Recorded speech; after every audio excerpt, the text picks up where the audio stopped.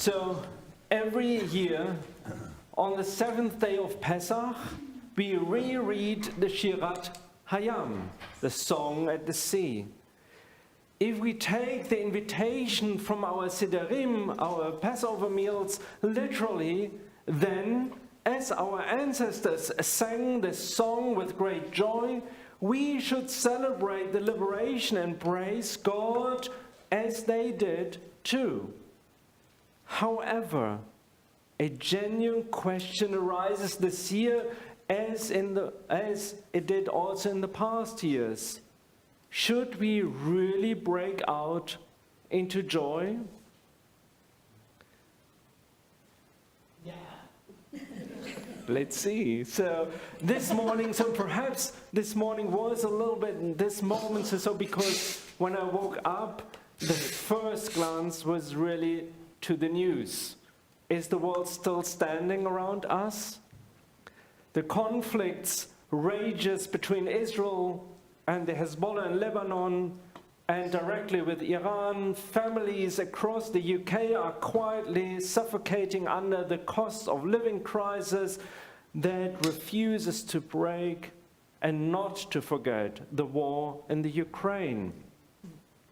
The contrast between the stories of deliverance in the Torah and the harsh realities waiting for us outside couldn't be sharper this year. Our ancestors have crossed the waters. Pharaoh's power is finally broken, yet their trauma remains entirely unhealed, and the future is utterly blank. They have nothing but the wet sand beneath their feet and the air in their lungs. Look closely at how the song begins. It offers no strategic analysis of the desert ahead. It bursts forth with relief and astonishment. Moses declares his intention to sing, not because every problem is resolved, but because life itself demands a voice. Rashi, notice a grammatical oddity in the opening verse. The Hebrew reads, Az Yashir Moshe, meaning Moses will sing. We might logically expect the past tense or the present tense, yet Rashi understands the future tense as capturing the precise moment the intention arose in Moses' heart, just before it reached his lips. Joy begins not as a sound, but as a quiet internal decision. A human being looked at what has been preserved and chooses to mark exactly this moment. Life trains us to ask hard questions. We are skilled with complicating what is good, at asking what price was paid and who is left behind. We spill drops and wine at the Seder precisely because we carry the suffering of others inside our own joy. Yet, the Song of the Sea suggests a different spiritual discipline. Sometimes the soul needs the willingness to celebrate deliverance before returning to moral accounting. Breathing is the reality of living. Breathing is the reality of living. Is not an act of cruelty. It is the absolute fidelity to the truth of a fragile moment. Our ancestors could not be expected to carry the whole world in their arms at the precise instant they emerged from the sea. They were not denying the suffering happening elsewhere. They were claiming their peoplehood.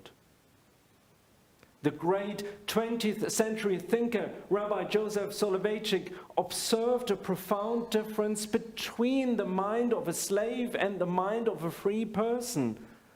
A slave cannot sing. A slave possesses no ownership of time, no relationship with a personal past, no capacity to imagine a future. Singing requires breath, rhythm, and memory. It asserts human dignity. The Israelites freed their bodies by crossing the water. The song freed something far deeper. Relentless news cycles press down on us today. The modern equivalent of a slave mentality is often our inability to step outside the stream of crisis long enough to notice the sheer miracle of our existence. Abraham Joshua Heschel, who I love to quote, taught that faith does not spring out of nothing. It comes with the discovery of the holy dimension of our existence. He called us to live in a state of radical amazement, reminding us that faith means to hold small things great, to take light matters seriously, to distinguish the common and the passing from the aspect of the lasting. Radical amazement means refusing to treat life as a given. It means looking at the warm spring morning and being staggered by its beauty. It means sitting with family around a Seder table, or standing beside friends in the synagogue, or recognizing the breath in our lungs as a profound gift. Survival is only the baseline of the Exodus story. Judaism calls us to thrive, to find deep joy in community and in the faces of those we love. We must feel genuine pride that a Jewish state exists, a state capable of defending its people, while simultaneously holding our loved ones close and reveling in the safety of our homes. Ordinary moments of connection are the true substance of liberation. To ignore them because the world is broken is to surrender to the darkness. We need each other's shoulder, the shoulders of the Jewish past and the Jewish present, a siddur and a keilah, a prayer book and a community to give us spiritual strength. Our faith, our voices, and our presence help one another to climb out of despair. Pausing to rejoice can feel deeply uncomfortable. We are accustomed to holding grief and gratitude at the same time. Sometimes the most faithful response is not to explain or to compare.